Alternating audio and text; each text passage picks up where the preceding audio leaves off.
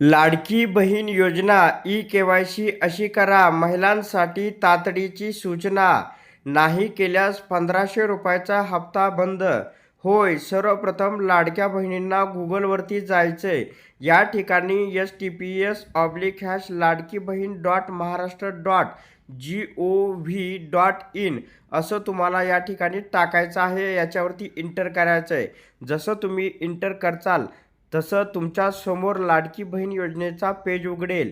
इथं वरच्या साईडला जर मुख्यमंत्री माझी लाडकी बहीण योजनेचे लाभार्थी ई-केवायसी प्रक्रिया पूर्ण करण्यासाठी इथे क्लिक करा हे ऑप्शन असायला हवे. नाही आल्यास तुम्ही रिफ्रेश करून घ्या, लगेच येईल. तर मुख्यमंत्री माझी लाडकी बहीण योजनेच्या लाभार्थी ई-केवायसीवर क्लिक करा. क्लिक केल्यानंतर तुमच्यासमोर एक नवीन पेज उघडेल. आता या ठिकाणी ई-केवायसी मुख्यमंत्री माझी लाडकी बहीण योजना, तर लाभार्थी आधार क्रमांक हे ज्या महिलांचं ई-केवायसी करायचं आहे त्यांचा आधार नंबर तुम्हाला इथं टाकायचा आहे.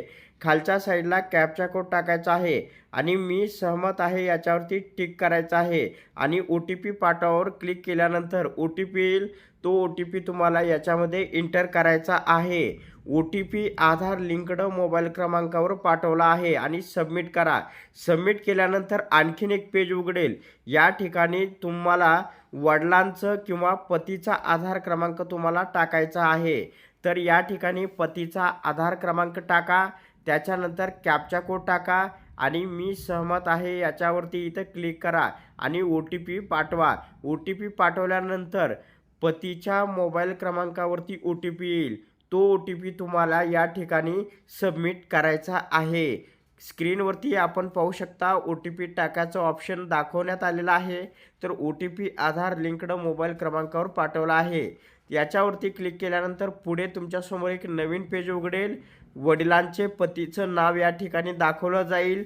त्याच्यानंतर पुढे जे आहे जात प्रवर्ग तुम्हाला या ठिकाणी निवडायचा आहे. अनुसूचित जाती, अनुसूचित जमाती, इतर मागासवर्ग अशा प्रकारे या ठिकाणी तुमची जात या ठिकाणी सिलेक्ट करायची आहे. त्याच्यानंतर खालच्या साईडला एक ऑप्शन आहे, माझ्या कुटुंबातील सदस्य नियमित कायम कर्मचारी म्हणून सरकारी विभाग, उपक्रम मंडळ, भारत सरकार किंवा राज्य सरकारच्या स्थानिक संस्थेमध्ये कार्यरत नाही किंवा सेवानिवृत्तीनंतर निवृत्ती वेतन घेत नाही. तर या ठिकाणी निवडावरती क्लिक करायचं आहे. तर या ठिकाणी होय किंवा नाहीचं ऑप्शन दिलेलं आहे. तर तुम्हाला होय करायचं आहे. त्याच्यानंतर पुढे आहे, माझ्या कुटुंबातील केवळ एक विवाहित व एक अविवाहित महिला योजनेचा लाभ घेत आहे. निवडावरती क्लिक केल्यानंतर तुम्हाला या ठिकाणी होय करायचं आहे. त्याच्यानंतर खालच्या साईडला आहे, उपरोक्त आकृती 1 व 2 मध्ये देण्यात आलेली माहिती ही खरी असून खोटी आढळल्यास माहिती दिल्याप्रकरणी सक्त कारवाईस पात्र राहील. त्याच्यानंतर तुम्हाला या ठिकाणी टिकमार्क करायचे आणि सबमिट करावरती क्लिक करायचे. सबमिट करा याच्यावरती क्लिक केल्यानंतर तुमच्यासमोर एक सक्सेस, तुमची ई-केवायसी पडताळणी यशस्वीरित्या पूर्ण झाली आहे असा मेसेज येईल. म्हणजे तुमची ई-केवायसी आता सक्सेसफुल झालेली आहे. इथून पुढे जे सर्व येणारे हप्ते थेट तुमच्या पात्र बँक खात्यावरती जमा होतील. तर अशा प्रकारे लाडक्या बहिणींसाठी एक अत्यंत महत्त्वाची अपडेट होती. हा व्हिडिओ जास्तीत जास्त आपल्या लाडक्या बहिणींपर्यंत शेअर करा. धन्यवाद.